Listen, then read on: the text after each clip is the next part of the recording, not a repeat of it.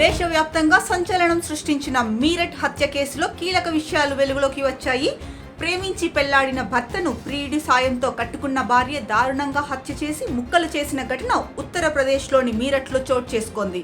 Merchant navy అధికారి సౌరభ్ రాజ్పుత్ హత్య కేసులో పోలీసులు ముమ్మర దర్యాప్తు సాగిస్తున్నారు. ఈ సందర్భంగా పలు కీలక విషయాలు వెలుగు చూస్తున్నాయి. నిందితురాలు ముస్కాన్ రస్తోగి తన భర్త సంపాదించిన డబ్బులను ప్రియుడు సాహిల్ శుక్లాకు ఇచ్చినట్లు తెలిసింది. ఆ సొమ్ముతో బెట్టింగ్ ఆడించి వచ్చిన డబ్బుతో వీరిద్దరూ విహారయాత్రలకు వెళ్లినట్లు పోలీస్ వర్గాల సమాచారం.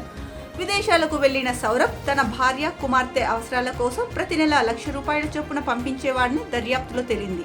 ఆ డబ్బులు తన అకౌంట్లో పడగానే ముస్కాన్ ఆ విషయాన్ని ప్రియుడికి చేరవేసేదట. ఆ డబ్బుతో సాహిల్ క్రికెట్ మ్యాచ్లపై బెట్టింగ్ పెట్టేవాడని పోలీస్ వర్గాలు పేర్కొన్నాయి. అక్కడ వచ్చిన డబ్బుతో వీరిద్దరూ రిషికేశ్, డెహ్రాడూన్ వంటి ప్రాంతాలకు ట్రిప్లకు వెళ్లినట్టు కూడా తెలిసింది. సాహిల్ కు ఎలాంటి ఉద్యోగం లేదని, గ్యాంబ్లింగ్ లో వచ్చిన డబ్బులతోనే జల్సాలు చేసేవాడిని స్థానికులు చెబుతున్నారు. కాగా సౌరభ్ ని హత్య చేసేందుకు ముస్కాన్ పక్కాగా ప్లాన్ చేసినట్టు దర్యాప్తులో వెల్లడైంది. ఇందుకోసం మందుల చీటీని ఫోర్జరీ చేసి నిద్రమాత్రలు సంపాదించినట్లు తెలిసింది. ఫిబ్రవరి 22న ముస్కాన్ స్థానికంగా ఉన్న ఓ వైద్యుడి వద్దకు వెళ్ళింది. ఆందోళన సమస్యతో బాధపడుతున్నానని చెప్పి మందులు రాయించుకుంది. ఆ తర్వాత ఓ ఖాళీ ప్రిస్క్రిప్షన్ పేపర్ను సంపాదించి అందులో ఆ మందులు రాసింది. వాటితో పాటు నిద్రమాత్రల గురించి ఆన్లైన్లో తెలుసుకుని ఆ పేర్లను చేర్చింది. తొలుత ఫిబ్రవరి 25నే అతన్ని హత్య చేసేందుకు ప్రయత్నించింది.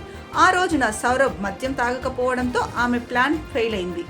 ఆ తర్వాత మార్చి 4న అతడికి నిద్రమాత్రలు ఇచ్చి ప్రియుడితో కలిసి అతి దారుణంగా హత్య చేసిందని పోలీస్ వర్గాలు వెల్లడించాయి. ఇక 29 ఏళ్ల సౌరభ్ రాజ్పుత్, 27 ఏళ్ల ముస్కాన్ 2016లో ప్రేమ వివాహం చేసుకున్నారు. సౌరభ్ మర్చెంట్ నేవీలో పనిచేసేవాడు. వారికి 2019లో ఒక కుమార్తె జన్మించింది. ఆ తర్వాత ముస్కాన్ కు సాహిల్ తో వివాహేతర సంబంధం ఏర్పడింది. సౌరభ్ ఉద్యోగం మానేసి లండన్ కు వెళ్లి ఓ బేకరీలో పనిచేసేవాడు. గత నెల కుమార్తె పుట్టినరోజు కోసం అతడు ఇండియాకు వచ్చాడు. ఇది నచ్చని ముస్కాన్ ప్రియుడితో కలిసి ఈ దారుణానికి ఒడిగట్టింది. అనంతరం వీరు మృతదేహాన్ని 15 ముక్కలుగా నరికారు. శరీర భాగాలను ఓ ప్లాస్టిక్ డ్రమ్ లో దాచిపెట్టి పైన సిమెంట్ తో కప్పిపెట్టారు.